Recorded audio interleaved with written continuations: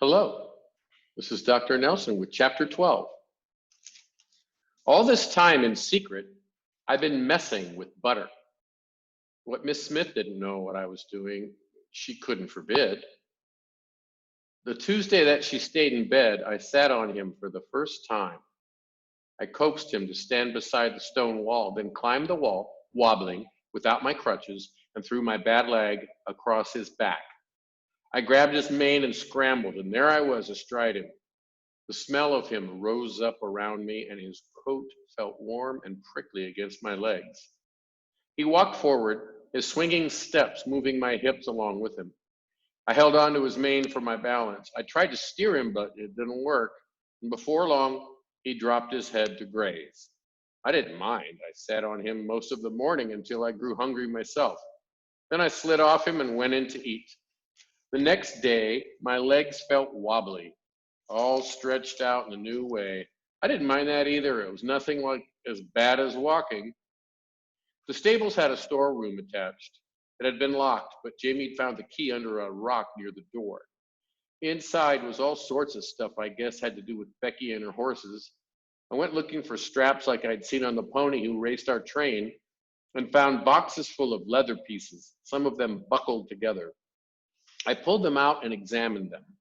If you pick up a bridle, which is the leather stuff that goes around the horse's head, by the wrong piece, by the noseband or the cheek piece, say, instead of the headstall, it doesn't look anything like that could go onto a horse. It just looks like a mess of leather. So at first I couldn't make sense of anything. Finally, I found a sort of square thing on a shelf.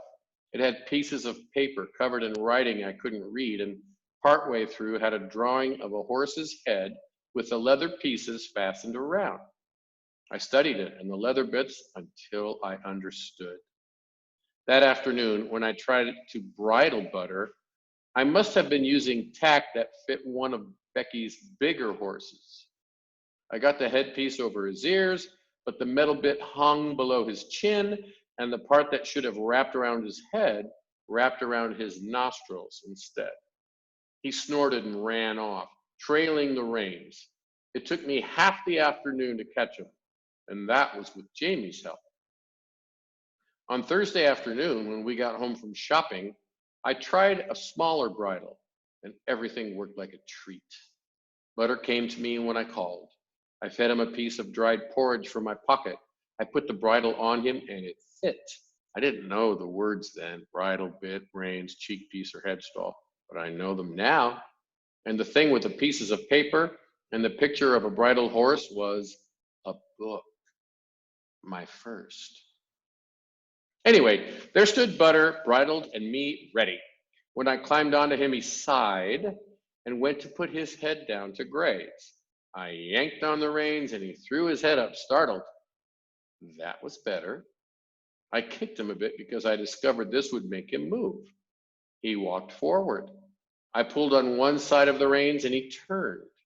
I pulled on both and he stopped. It was all that easy, I thought. I thumped him hard with my legs to try and make him run.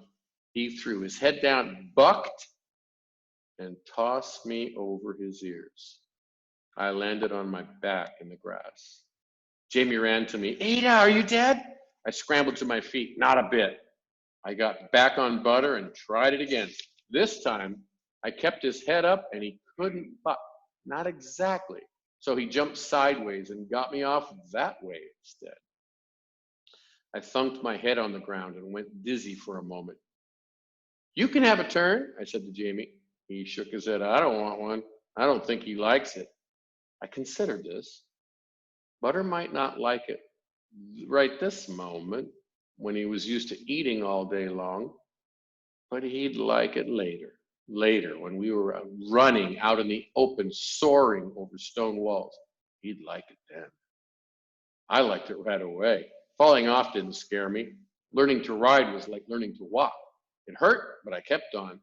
If Miss Smith wondered why my new blouse was covered in grass stains or how my new skirt got a rip near the hem, she never said a thing. She just sighed as usual and threw the shirt into the wash boiler and mended the rip with a shiny metal thing like a toothpick and a piece of thread. Why does she make that noise? Jamie asked at night. He imitated Miss Smith's sigh. It wasn't a noise Ma'am ever made. I shrugged. She doesn't like us. She doesn't want us, remember? I tried not to make much work for her so she wouldn't force the Iron Woman to take us back. I washed the dishes and made Jamie dry. I went along with the baths and the hair brushing, and I got Jamie to cooperate too.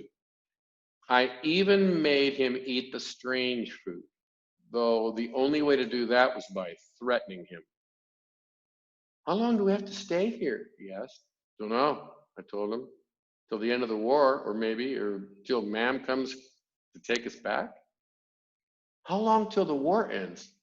Oh, a couple weeks, I guess, maybe longer. I want to go home, Jamie said. He said that all the time, and I was tired of hearing it. I turned on him. Why? I said, nearly spitting the word. I kept my voice low, but rage I didn't know I felt gushed out of me. So you can do anything you want, and I can't do nothing at all. So I can't boss you. So I can be shut up in a room? His round eyes teared. No, he said in a whisper, I don't care if you boss me. And she probably won't shut you up now you got crutches and all. Everybody thinks I'm nasty back home. They think I'm some kind of monster. They don't, Jamie said, but he turned his face away. They won't.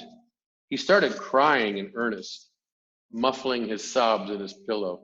You've got crutches, he said. Crutches don't change my foot, I said. It's still the same. Still hurts. I'm still the same. Jamie said through sobs. At home, I know the word for things. I knew what he meant. I knew